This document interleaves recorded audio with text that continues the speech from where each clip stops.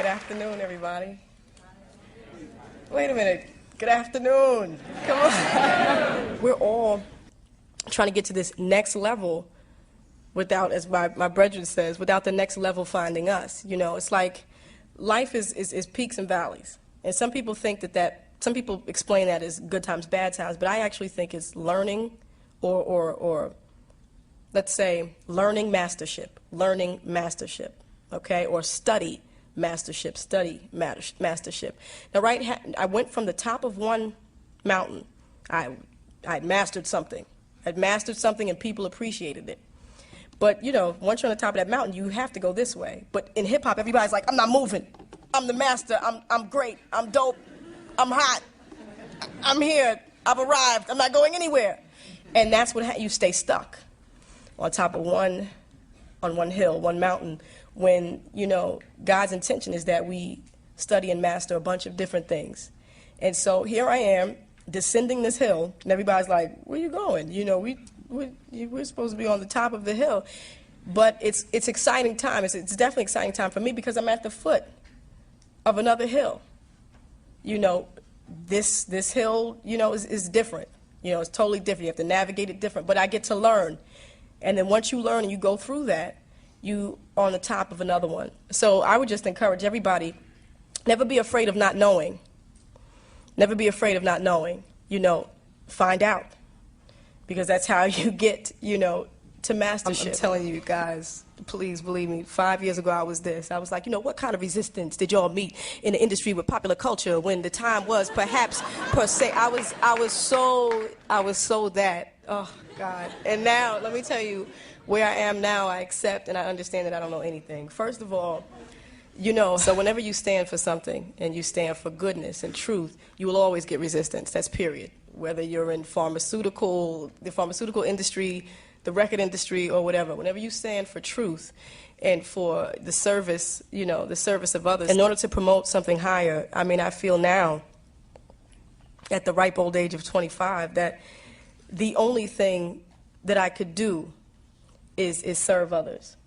You understand what I'm saying? And because there are people who have not reached that point in their walk, you know, yes, there's a little anger, there's a little resentment, because you raise a standard. You know, you especially when you do it and you make some noise, you know, and you do it and people actually listen to what you have to say, and you're saying something that holds a mirror up to a lot of the negativity and self-indulgent things and messages that a lot of other people, you know, but we're all young, having no clue or concept, having no concept of what life really is, you know. So I've been put in this unique position. I have this very unique responsibility that God has made me aware while I still have the mic. And, you know, we have to be determined, and you have to know that for me now, I'm learning that it's more important to be righteous than to be right. I've tried to be right. You know, this is right. This is an injustice. This is a travesty. I'm right. But I've been very unrighteous and still right.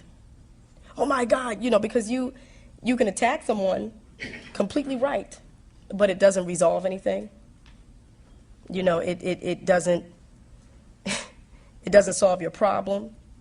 So I understand now that the battlefield and that the war is so much greater than what we see before us. You know, I live in this physical body. This is like my address, like 22 Eder Terrace. I just gave everybody my address, but that's my address. Fight me, no. But this is where I live, you know, but there's something much deeper. Who I am, you know, has nothing to do with, you know, the hair and the shoes and stuff, even though I like shoes. But, you know, it has nothing to do with that.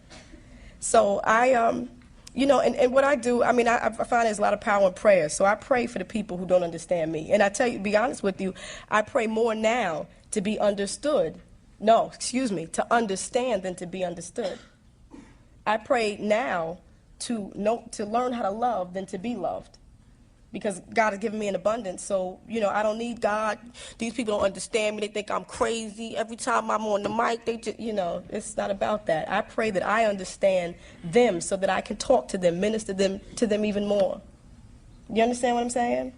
So, you know, I'm just not afraid of it's of no effect. It's immaterial to me. Because our enemies are not physical bodies. They're actually our family. They don't know it, and we don't always know it. But our enemies are not, they're not flesh and blood. And our problems are not flesh and blood, even though we think they are. I hope that, I know that was very, I don't mean to sound ethereal, because what I'm saying, I'm telling you, is heavy as bricks. It's concrete. It's very concrete. Sometimes it can sound like doo-doo-doo, but it's not that. It's like, who saw the movie The Matrix? Okay.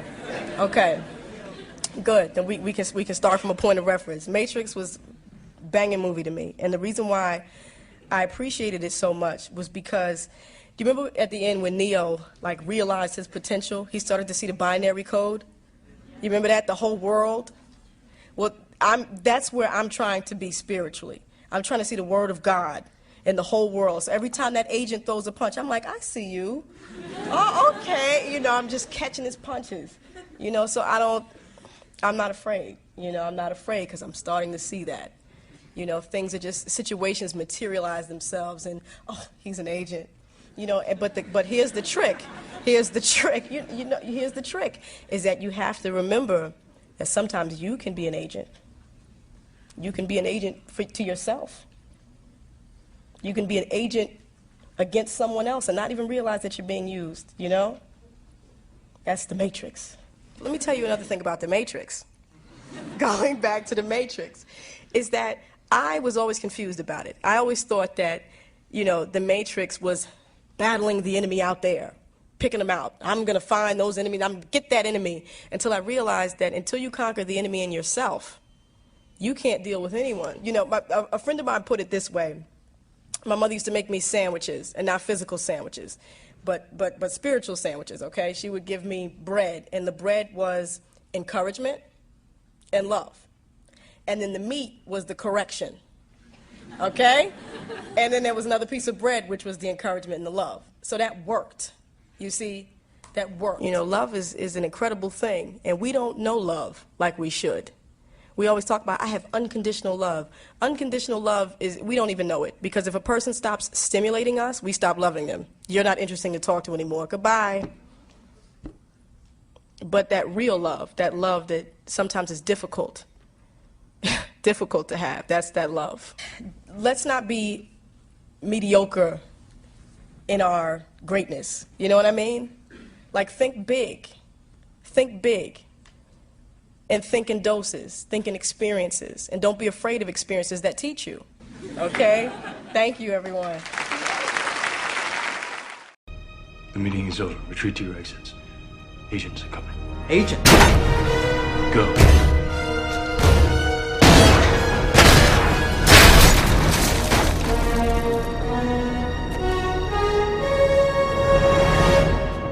Hiya, fellas. It's him. The anomaly. Do we proceed? Yes, he is still Only human.